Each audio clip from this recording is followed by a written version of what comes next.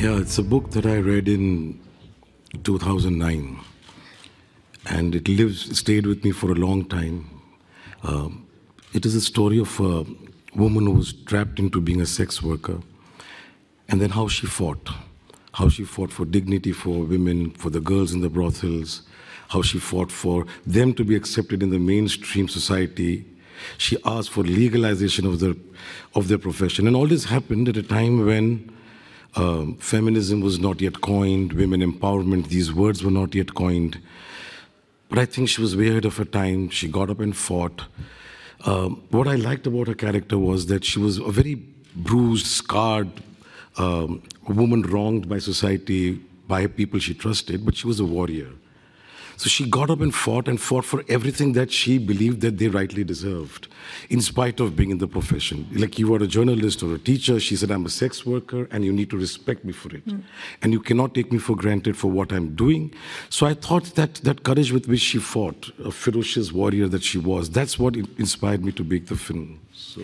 My biggest inspiration before I began the film and through my film was my director sitting right here.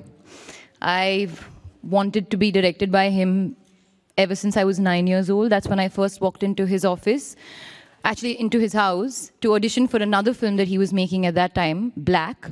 I did a terrible audition, so I did not get the part.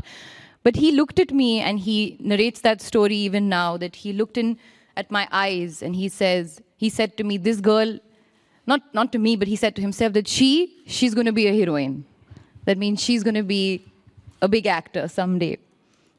So he saw that fire in my eyes when I was 9 years old. And I think I remember very clearly from that time onwards, my one-point focus became, one day I have to be directed by him. So when I heard the narration of Gangubai, I'll be very honest, I was very shocked, because I was not expecting this part, not expecting this level of a performance. And the fact that Sir believed that I will be able to pull it off before I believed that I will be able to pull it off was surreal for me. And I think everything happens for a reason, and we were meant to do another film before that, which didn't happen. And sometimes I think if that had happened, would have this happened? Because the experience I got whilst being directed by him in and as Gangubai Kathiawadi was an experience I think I will cherish for all my lifetimes put together. So when you talk about inspiration through the film, the conversation that we had before every scene, the perspective that Sir gave me, the adjectives, the words, I remember every single beat, and it's through the conversation that I created this world in my head, and the character just formed itself, all through conversation and all through connection. And I said this to Sir as well, that I genuinely believe that something just fit while we were making this film. And after a point, I would look at him across the room and he would say something to me with his eyes and I would just get it. So that was my inspiration through the film. But let me put one thing on record straight. The first time she heard the narration, she has taken a bag and run out of my office, literally. And she was wondering what on earth had hit her and what kind of role have I offered to her. She's run away. And then I told my CEO, Prerna, I said, I think we have to look out for another actor because this is, well, I want her to play it. Till she called me in the morning the next day and she said, can I come and meet you? I said, but you don't have to come and meet me personally to say a no to me.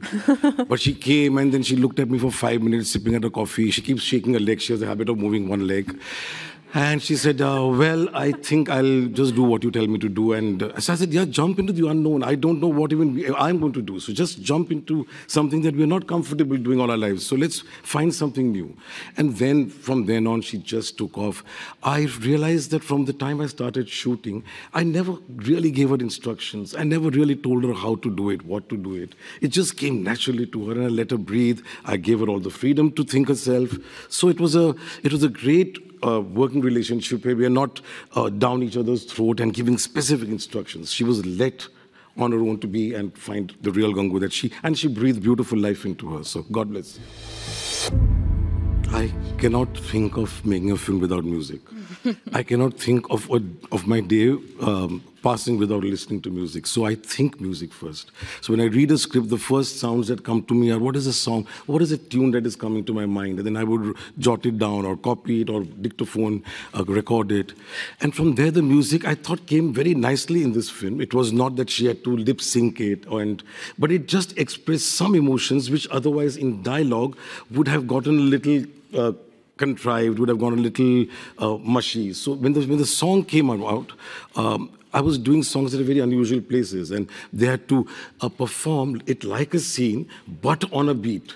And that is where she handled it so beautifully that she would catch the beat, she would not show it, and when I put it together with the song, it feels like it is choreographed and she's moving as a dancer, like a dancer through it. So, and yes, there were 2 dances in which she danced. I didn't know if Alia was such a good dancer, but when she danced in Dolida, there's a song in the big, I don't know if you've seen the film, in the white dress.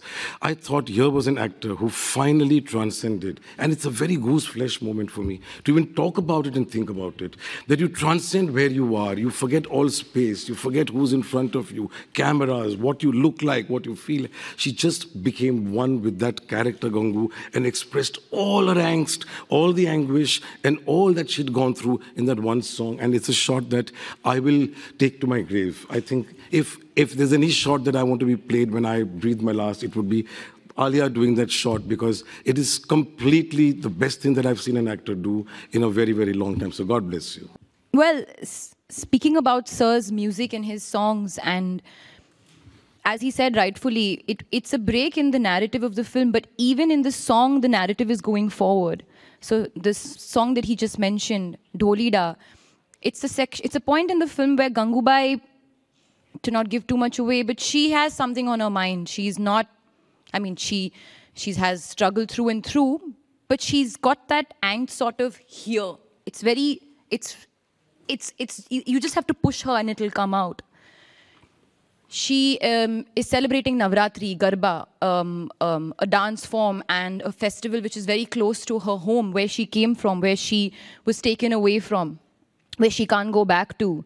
So there is a lot of pent-up anger, angst, nostalgia. And he had one clear feeling, which Sir is very spontaneous. He comes to set and he arrives at direction and choreography and moments and everything over there. It just comes to him. And he likes breathing it in the moment. He doesn't like it too structured. He doesn't like rules.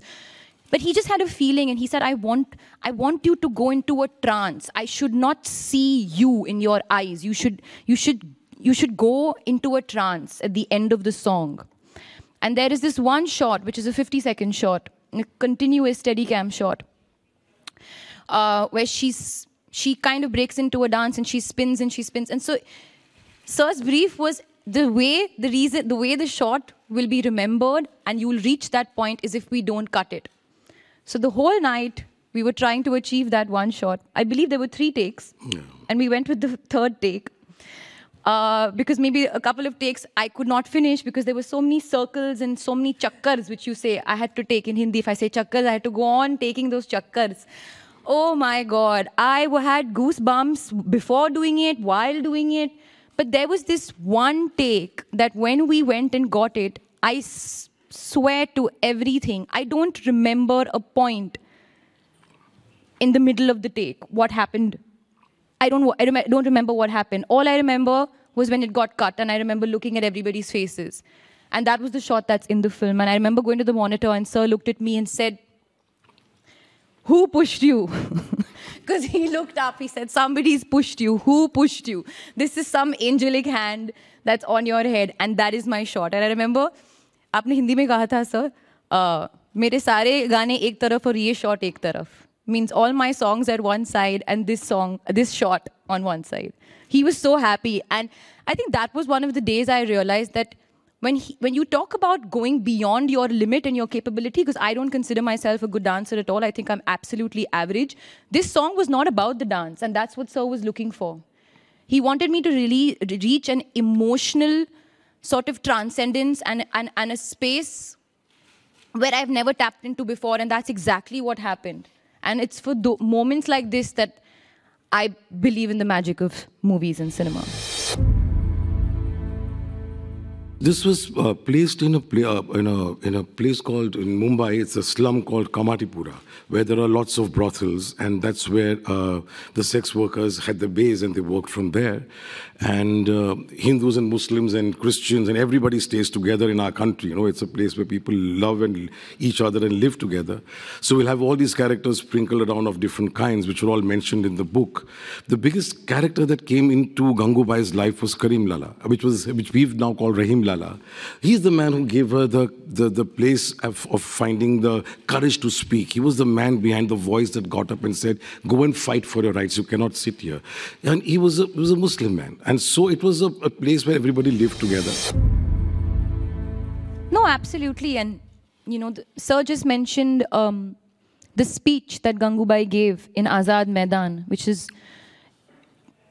she was famously known for. It was written about, talked about. It was post that that she actually went and met the Prime Minister of India at that time, Jawaharlal Nehru.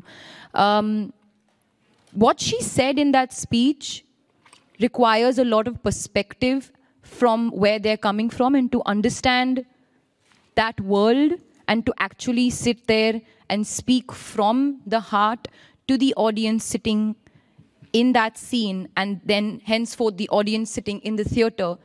I had to know and feel every inch of what she was saying. So at the time that we had shot this, it was, I think, a year and a half into making the film. So I was already deep into Gangu's soul and her life. But I remember very clearly, whilst even narrating and speaking those lines, and there was a moment where after one particular shot, I was shaking. My hands were shaking, my face was shaking, because I spoke from a very honest place, and that perspective, like I mentioned earlier, came from a lot of conversations that I had with Sir. The way he feels for this character and the way he feels about her rights and what she wants, and the basic perspective that this is your profession, but this is my profession, and why the discrimination? It's discrimination all the way for these women. So I had to really, really get behind that soul and that heart. So absolutely, by the end of it, all the women of Kamatipura, the 4,000 women that we speak of through the film, were very, very sort of embedded in my soul and the back of my head, and that responsibility is there through the film.